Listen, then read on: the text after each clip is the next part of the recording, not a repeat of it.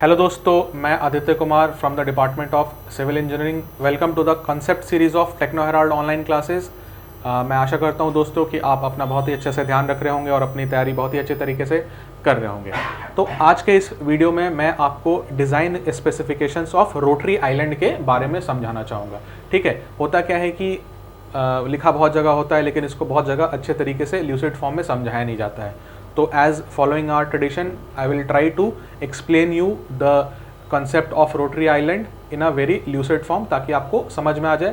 पहले हम लोग डिज़ाइन इसका देखेंगे, डिज़ाइन स्पेसिफिकेशंस देखेंगे, उसके बाद फिर इसके न्यूमेरिकल के थ्रू इसका हम लोग एप्लीकेशन देखेंगे। तो दोस्तों हम लोग देखते हैं design specifications of rotary island. ठीक है, एक एक करके सब चीज़ समझेंगे।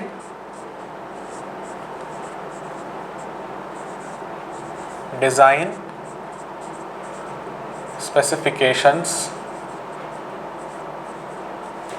Of rotary island.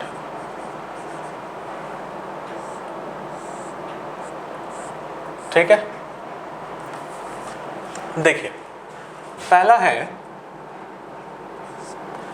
IRC क्या बोलता है कि आपका जो मैक्सिमम जो आपका वॉल्यूम है ट्रैफिक का, वो 3000 व्हीकल्स पर आवर तक आपका जो मतलब जो रोटरी आइलैंड है वो मैक्सिमम एफिशिएंटली संभाल सकता है, जब आपके जो ट्रैफिक है वो it is coming from all the legs of intersection.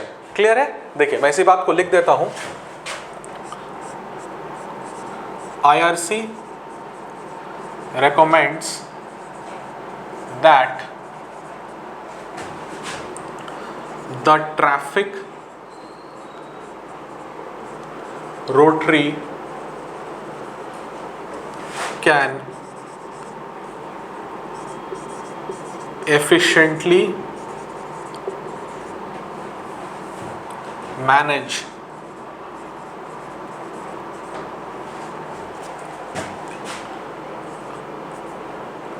traffic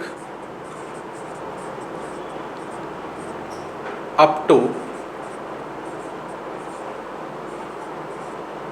3000 vehicles per hour. ठीक है, ये क्या हो गई आपकी मैक्स लिमिट फॉर एफिशिएंसी। ठीक, max limit for efficiency when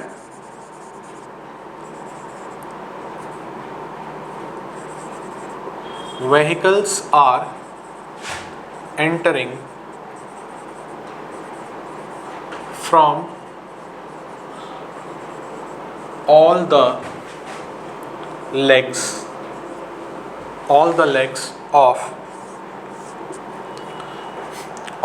of intersection। ठीक है, क्लियर है? कहने का मतलब आपको मैक्सिमम एफिशिएंसी किसी रोटरी आइलैंड पे तब मिलती है जब उसकी मैक्सिमम वॉल्यूम होती है आपकी 3000 व्हीकल पर आवर। ठीक है, यहाँ तक के लिए ये बिल्कुल बढ़िया होता है। ठीक है, दूसरी रिकमेंडेशन क्या होती है? दूसरी रिकमेंडेशन क्या होती है कि जो इंटरसेक्टिंग ट्रैफिक होती है, मैं यहाँ पे लिख देता हूँ पहले, the intersecting traffic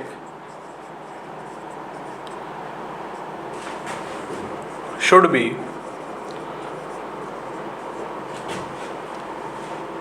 more than or equal to 50% of the total traffic, and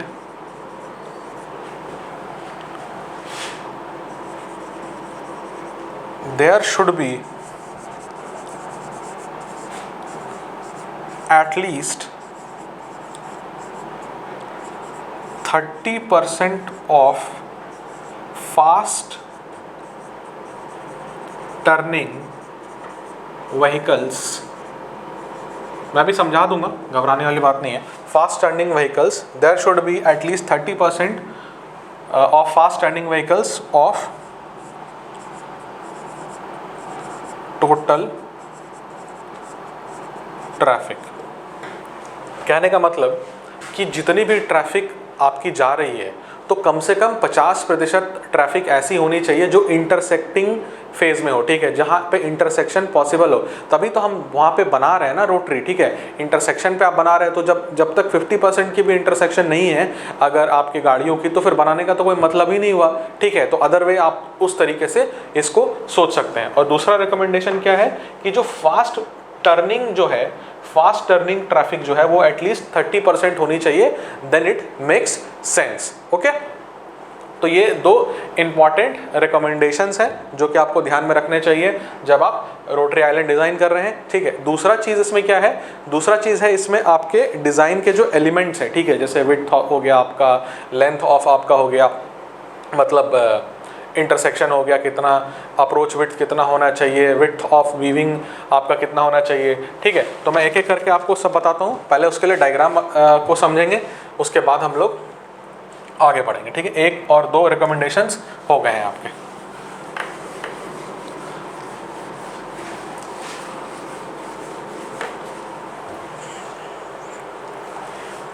समझिएगा।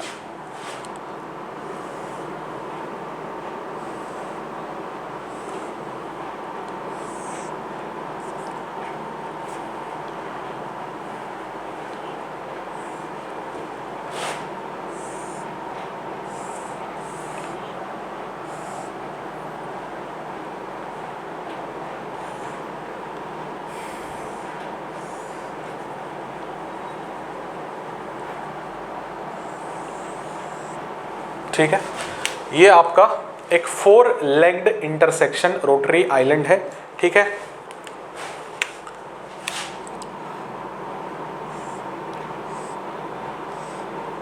ये आपका विड्थ एट एंट्री है, इसको कहते हैं E1। ये है आपका E2। E2 यहाँ पे है कि यहाँ पे कोई भी वीविंग नहीं होगी, ठीक है। पहले मैं आपको वीविंग का मतलब समझाऊंगा, ठीक है। पहले मैं एक एक थोड़ा सा जो एलिमेंट्स हैं उनको मैं ड्रॉ कर लेता हूँ यहाँ पे। ये है आपका रेडियस एट एंट्री, ये है आपका रोटरी आइलैंड का जो रेडियस है R0, ठीक है। ये है आपका लेंथ ऑफ वीविंग, और कुछ बच रहा है क्या इस पे, ठीक है। E1 E2L, W भी होता है, ठीक है। W क्या होता है आपका, विड्थ ऑफ आपका, यहाँ बना देता हूँ,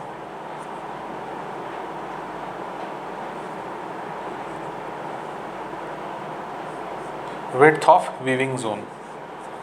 और E2 क्या है आपका, width of non weaving zone, यहाँ पे कोई भी वीविंग नहीं हो रही है, ठीक है। मोटा मोटे इतने एलिमेंट्स होते हैं, ठीक है। अब देखिए वीविंग क्या होती है। वीविंग होती है जिसके कारण आपको कॉन्फ्लिक्ट पॉइंट्स आपको देखने के लिए मिलते हैं, ठीक है। अब समझिएगा वीविंग को, जब मान लीजिए एक सड़क है, ठीक है, एक गाड़ी है, वो इस डायरेक्शन में ऐसे मूव कर रही है, ठीक है।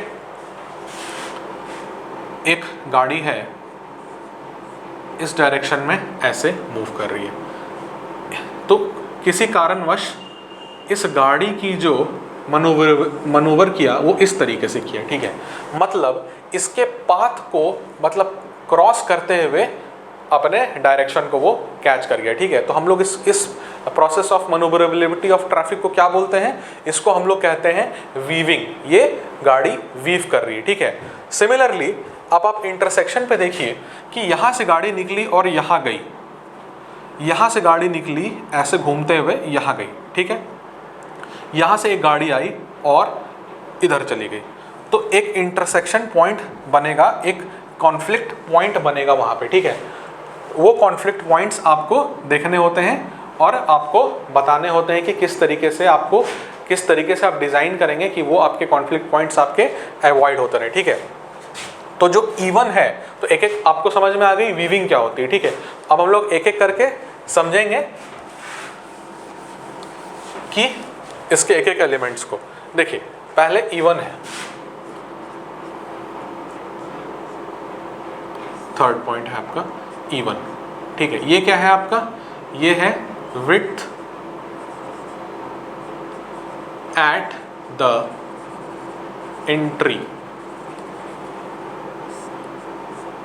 और एक चीज ध्यान रखिएगा कि क्लॉकवाइज डायरेक्शन में मूव करती है, ठीक है। किसी भी रोटरी में व्हीकल्स जो है वो आपके क्लॉकवाइज सेंस में घूमती है, ठीक है। ये चीज मैं यहां पे लिख देता हूं।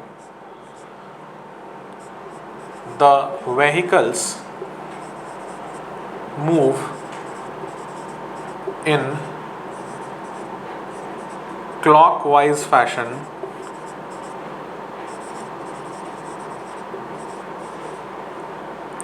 इन अ रोटरी, ठीक है, क्लियर है। इसके अलावा और कोई चांस नहीं है। ऐसा नहीं है कि ये गाड़ी को अगर इस तरफ जाना है तो ये ऐसा नहीं कि इधर से चली जाएगी, इसको पूरा घूम के ऐसे ही जाना पड़ेगा, ठीक है। इसका लॉजिक ये है क्या कि क्योंकि आपको ट्रैफिक चाहिए एक पर्टिकुलर पैटर्न में, कहीं से ऐसा नहीं कि अगर इधर उधर से हैप्पैज़ार्ड में घुसेंगी तो आपके एक्सीडेंट्स होने के चांसेस बढ़ जाएंगे, ठीक है। हम लोग आते हैं विड्थ एट द एंट्री, ठीक है। तो आपको तो नाम से क्लियर हो गया कि it is the width which is available at the entrance of the rotary. लिख देता हूं, it is the width which is available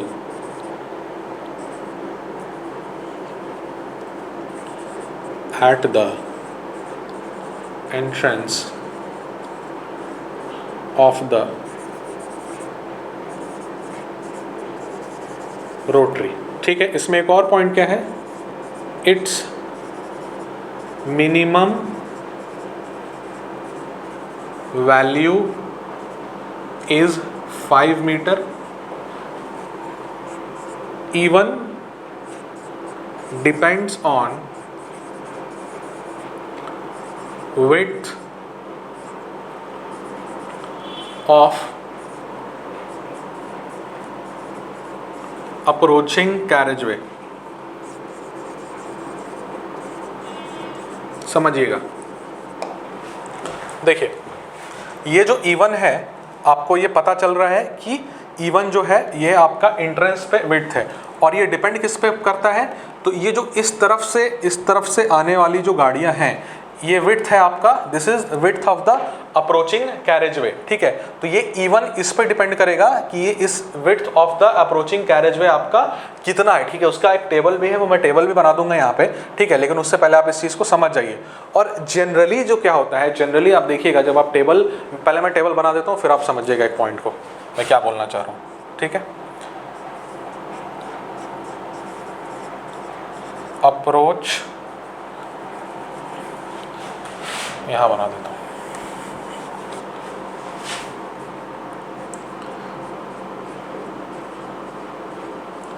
approach width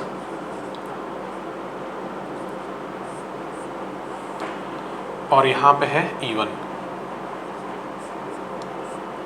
ठीक है। तो ये अगर 7 मीटर है तो E1 आपका होता है 6.5 मीटर। अगर ये आपका 10.5 मीटर है तो E1 होता है आपका 7 मीटर। अगर अप्रोच विड्थ आपका 14 मीटर है तो ये होता है आपका 8 मीटर, और अगर अप्रोच विड्थ आपका 15 मीटर है तो E1 होता है आपका 10 मीटर, ठीक है। अब इसमें आप एक पैटर्न ढूंढने की कोशिश कीजिए कि जितना आपका अप्रोच विड्थ है कैरेजवे का उससे थोड़ा कम ही है आपका E1 की वैल्यू। ऐसा इसलिए होता है कि देखिए अप्रोच विड्थ में आपका एक सर्टेन विड्थ है, इसमें गाड़ियां आ रही होंगी, लेकिन हम क्या चाहते हैं कि जब वो रोटरी को अप्रोच करे, जब वो रोटरी में घुसे तो उसकी स्पीड थोड़ी कम हो जाए, ठीक है। इसलिए हम क्या करते हैं कि जो इंट्रांस विड्थ है उसको हम लोग कम कर देते हैं, ठीक है। I hope I am clear, ठीक है। तो ये हो गया आपका विड्थ एट द एंट्री। चलिए अगले पॉइंट पे बढ़ते हैं हम लोग अब, ठीक है।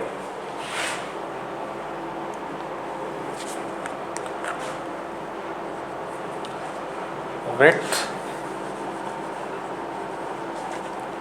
Of non weaving zone.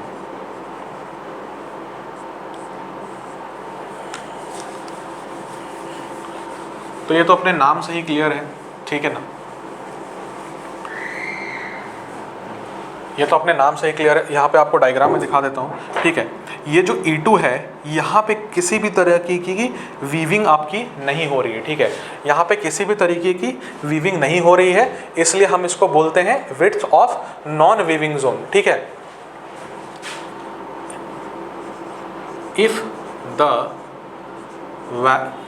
if the value of E2 is not given,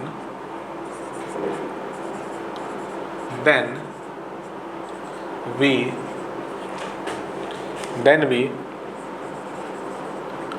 consider it to be equal to E1, ठीक है। अगर आपकी E2 की वैल्यू नहीं दी हुई है तो आप इसको मान लेंगे E1 के बराबर, ठीक है। क्लियर है, ठीक है। ये हो गया आपका width of non weaving zone, ठीक है। जो अगला है वो है आपका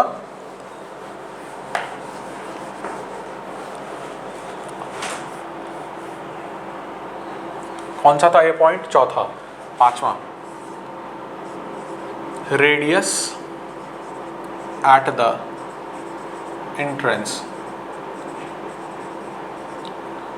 इसको हम लोग किससे रिप्रेजेंट करते हैं, इसको हम लोग RE से रिप्रेजेंट करते हैं, ठीक है। इसमें कुछ समझने वाली तो बात है नहीं, आपको समझ में आ रहा है कि यहाँ पे रेडियस जो है आपके, यहाँ पे अगर आप इन दोनों लेग्स को लेके एक आर्क बनाएंगे तो इस आर्क एक सर्कल का आर्क बनेगा और उस आर्क का जो रेडियस है वो आपका रेडियस एट द एंट्रेंस कहलाता है, ठीक है। तो इसके कुछ स्पेसिफिकेशंस हैं वो मैं आपको बता देता हूँ। अगर स्पीड जो है अगर आपकी 40 kmph है, 40 किलोमीटर आपकी पर आवर है, तो RE जो होता है वो लाई करता है आपका 20 से 20 मीटर्स टू 35 मीटर्स। और यदि आपका स्पीड जो है 30 kmph है तो ये लाई करता है आपका 15 मीटर से 25 मीटर तक, ठीक है। ये आपके रेडियस एट द एंट्रेंस के स्पेसिफिकेशंस हैं। इसमें एक चीज़ और होती है, वो है आपकी क्या, radius of the island. Radius of the island इसको रिप्रेजेंट किससे करते हैं, इसको रिप्रेजेंट करते हैं R0 से, और R0 is 1.33 times of radius at the entrance. इस चीज़ को एज इट इज़ याद रखेंगे, इन चीज़ों को एज इट इज़ ही याद रखेंगे। ये स्पेसिफिकेशन से ये आपका फॉर्मूला है, ठीक है।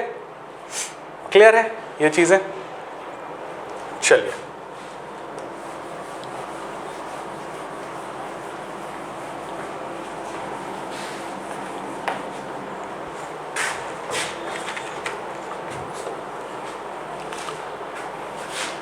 अगला जो है आपका है विड्थ ऑफ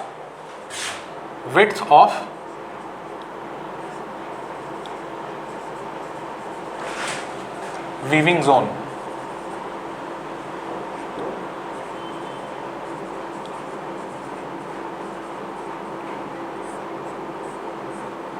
इसको कैपिटल W से रिप्रेजेंट करते हैं, ठीक है। विड्थ ऑफ वीविंग जोन कहने का मतलब ये वाला विड्थ जहाँ पे वीविंग, यहाँ पे जहाँ पे थोड़ा बहुत गाड़ियाँ आपस में वीव कर रही होंगी, वहाँ पे उस जोन का जो आपका विड्थ है उसको हम लोग W से रिप्रेजेंट करते हैं। And it is given by a formula है E1 plus E2 by 2 plus 3.5 metres. Important formula, याद रखने वाली चीज़ है, डिज़ाइनिंग में बिल्कुल काम में आएगी। सीधे सीधे फॉर्म में आप सीधे सीधे वैल्यू सब्स्टिट्यूट करेंगे और इसको काम में लेंगे, ठीक है। चलिए ये हो गया आपका विड्थ ऑफ वीविंग जोन। अगला है आपका length of weaving zone.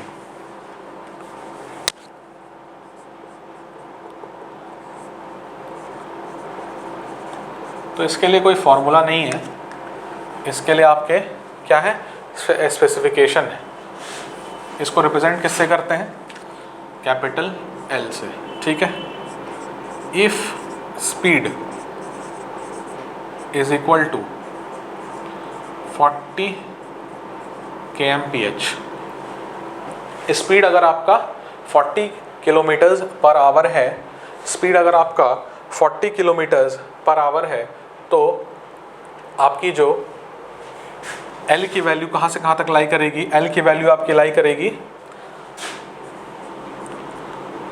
45 metres to 90 metres. Important है, ध्यान में रखेंगे। स्पीड यदि आपकी 30 किलोमीटर्स पर आवर है तो यह आपका लाई करेगा L 30 मीटर्स टू 60 मीटर्स। ठीक है, क्लियर है सबको मैटर। ये हो गया आपका length of weaving zone.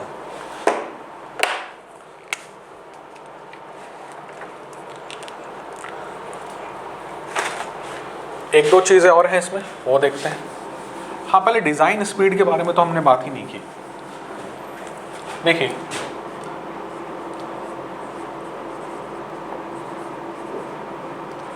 Design speed के बारे में मैं क्या आपको बताता हूँ। देखिए, डिज़ाइन स्पीड में क्या है कि डिज़ाइन स्पीड में आप लोग क्या करेंगे कि जब अर्बन रोटरी बनाएंगे, अर्बन रोटरी बनाएंगे तो उसकी मैक्सिमम स्पीड आप रखेंगे 30 kmph।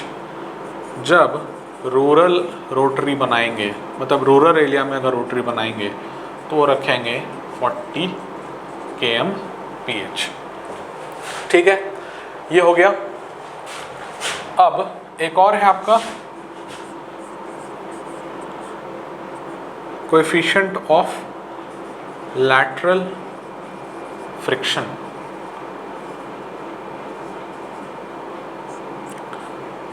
ठीक है, F जो है अगर आपका 0.34 होगा इफ स्पीड 40 kmph है, और 0.47 होगा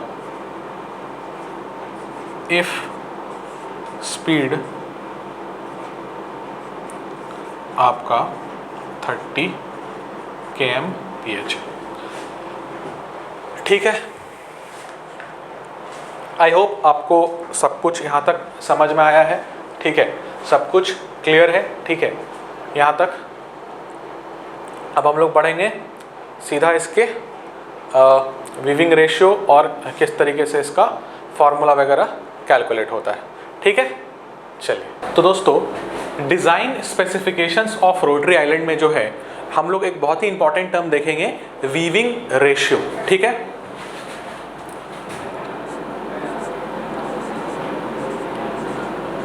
वीविंग रेशियो। देखिए, वीविंग रेशियो को समझने से पहले वीविंग का फेनोमेना हम लोग समझेंगे। ट्रैफिक मैन्यूवरेबिलिटी, आपको पता है कि ट्रैफिक किस किस तरीके से मूव कर सकती है। ठीक है, मर्ज कर सकती है, डाइवर्ज कर सकती है, क्रॉस कर सकती है। ठीक है, इन इतने तरीके के फेनोमेना होते हैं। ठीक है,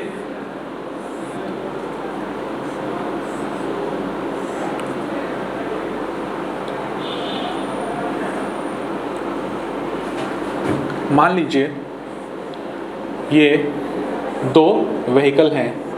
ठीक है, तो यदि ये व्हीकल, एक और लेन बनाते हैं यहाँ पे,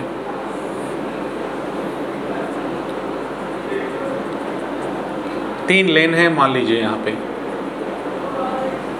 ठीक है, इस व्हीकल को इसको A लिख दीजिए, इसको B लिख दीजिए। व्हीकल A को अगर ये लेन क्रॉस करके आपको मार्जिन की तरफ जाना है, ठीक है। तो ये इस तरीके से मूव कर रहा है और ये जो व्हीकल है यहाँ से स्पीड होगा, ये लेन चेंज करेगा और इस वाले लेन में जाके फिर वो मार्जिन की तरफ चला जाएगा, ठीक है। तो हम ये कहेंगे कि ये जो मैन्यूवरेबिलिटी हुई ये एक वीविंग एक्शन हुआ। कहने का मतलब ए जो है बी के पाथ को वीव करते हुए अपने फाइनल डेस्टिनेशन की तरफ गया, ठीक है। तो यहाँ पे आपका जनरेट होता है कॉन्फ्लिक्ट पॉइंट, यहाँ पे जनरेट होता है आपका कॉन्फ्लिक्ट पॉइंट, ठीक है। तो इस वाले फेनोमेना को हम लोग कहते हैं वीविंग, ठीक है। तो जब रोटरी आइलैंड आप डिजाइन करते हैं, अलग अलग लेन्स से गाड़ियां आ रही होती हैं, तो क्या होता है कि वीविंग की टेंडेंसी बढ़ जाती है और हम लोग उसको कांस्टेंट्स के फॉर्म में रिप्रेजेंट करते हैं। वीविंग रेशियो या प्रोपोर्शनिंग रेशियो भी बोला जाता है उस चीज को। मैं आपको वो भी अभी डायग्राम के थ्रू समझाऊंगा। अभी हम लोग देखते हैं इसका डेफिनेशन, ठीक है। Weaving ratio it is the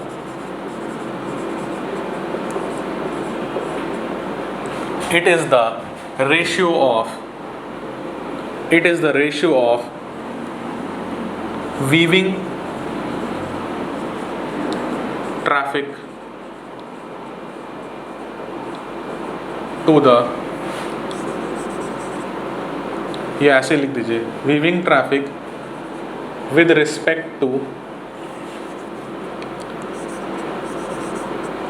total traffic, ठीक है। It is the ratio of weaving traffic with respect to total traffic, ठीक है।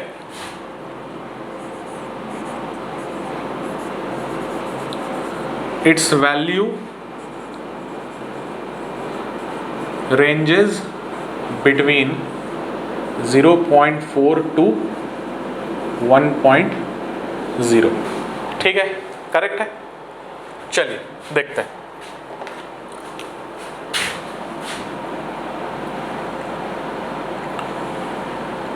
एक इंटरसेक्शन बना रहे हैं हम लोग,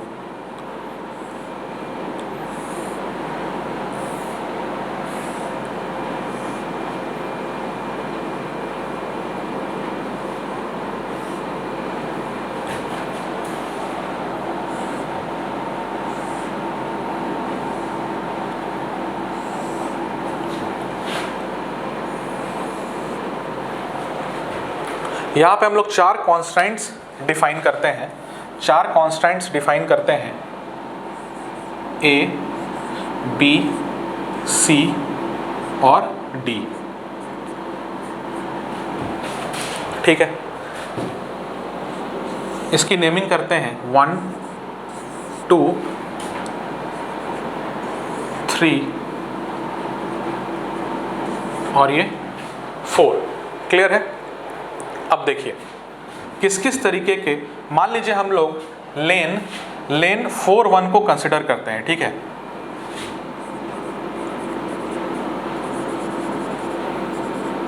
कंसिडरिंग लेन 4-1, ठीक है, ठीक है। चलिए देखिए, एक तो यहाँ से ट्रैफिक निकलेगा और इसमें चला जाएगा बड़े आराम से, कोई दिक्कत नहीं होगी, ठीक है। एक यहाँ से निकलेगा और इधर चला जाएगा, ठीक है, इसमें भी कोई दिक्कत नहीं होगी। एक ट्रैफिक का जो पाथ है वो ऐसे निकलेगा और ऐसे जाएगा, और एक ट्रैफिक का पाथ है ऐसे निकल के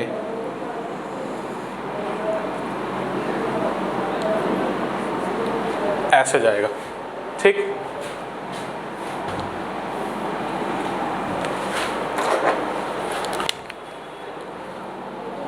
ये है आपका ए पाथ, ठीक। ये है आपका सी पाथ, ठीक। ये है आपका डी पाथ और ये है आपका बी पाथ, ठीक है।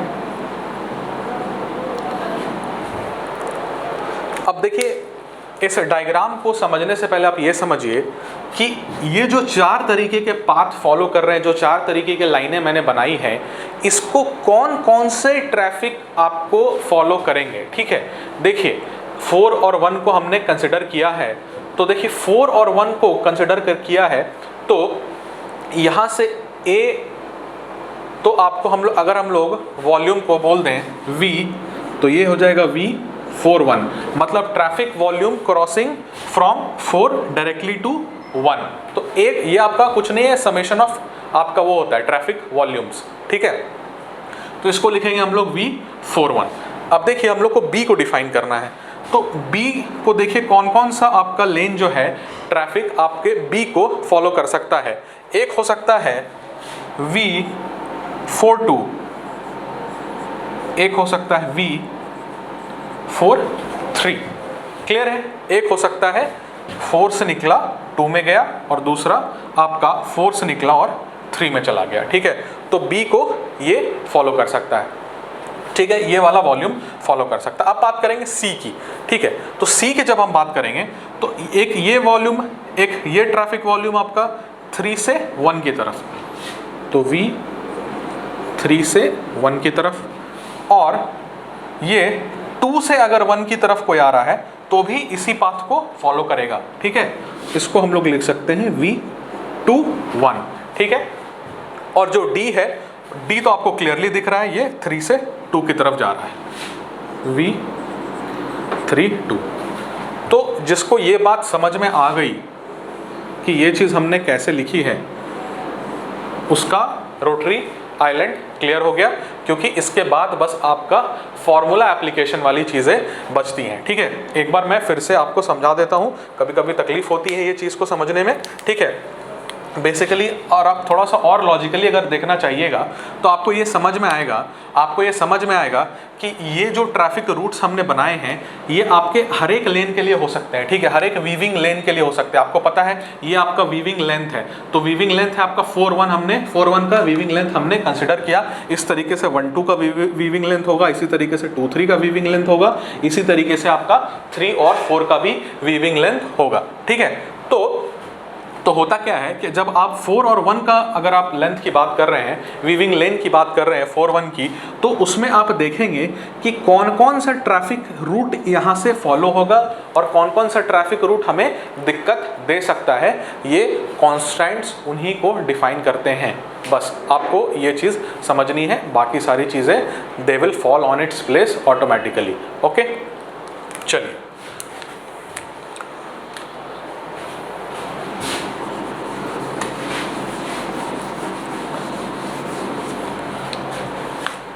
इसमें जो अगली चीज़ है वो है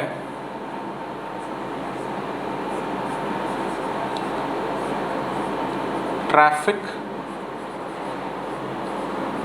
कैपेसिटी।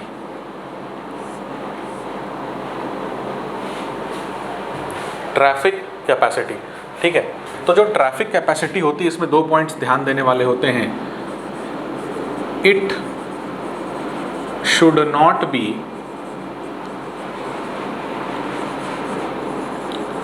more than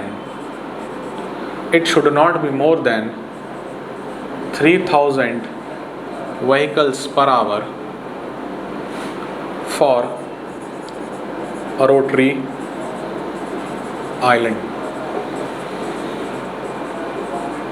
ठीक है। ट्रैफिक कैपेसिटी तो पता है आपको क्या होती है, ठीक है।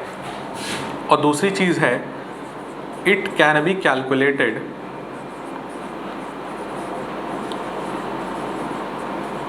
बाय, ठीक है। ट्रैफिक कैपेसिटी का हमारे पास एक फॉर्मूला होता है, थोड़ा बड़ा सा फॉर्मूला है, ठीक है। इसको देखते हैं।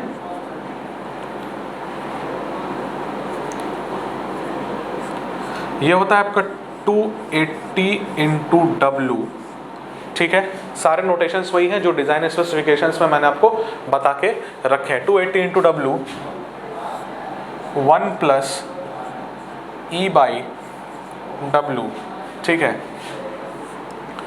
1 minus P/3 upon 1 plus W/L। और एक चीज़ आपको पता होगी, जो minimum length of weaving zone होती है that is equal to 4 times of the weaving width, ठीक है। ये पॉइंट पता नहीं मैंने लिखा है कि नहीं, एक बार मैं लिख देता हूँ यहाँ पे ब्रैकेट में।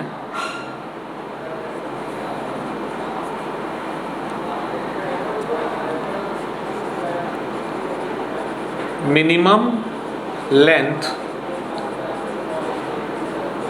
Of weaving lane L should be 4 times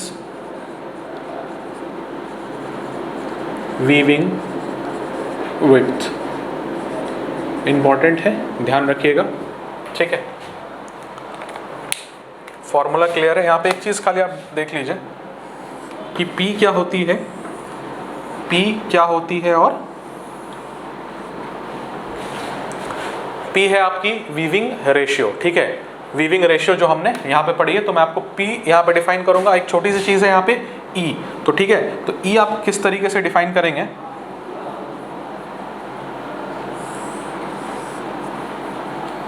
E आपका हो जाएगा E1 प्लस E2/2, ठीक है, ये आपका E हो जाएगा। और P मैं आपको यहाँ पे डिफाइन कर देता हूँ। P जो होता है वो होता है B plus C A plus B plus C plus D।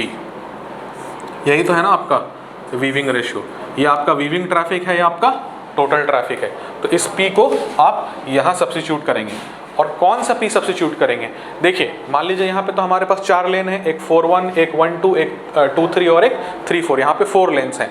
तो आप सब के लिए P की वैल्यू निकालेंगे, सबके लिए इसी तरीके से कॉन्स्टेंट्स को आप डिफाइन करेंगे, ठीक है। सबके लिए आप P की वैल्यू निकालेंगे, और जिस P की वैल्यू, जिस वीविंग रेशियो की वैल्यू सबसे ज़्यादा होगी, उसी को आप फॉर्मूले में सब्स्टिट्यूट करके आप traffic capacity of the rotary island उसको आप रिपोर्ट करेंगे, ठीक है। आई होप ये सबको समझ में आ गया होगा, ठीक है। एक बार इस चीज़ को दोबारा खुद से वीडियो पॉज करके देखने की, समझने की कोशिश भी करेंगे बच्चे अपने आप से, ठीक है। चलिए।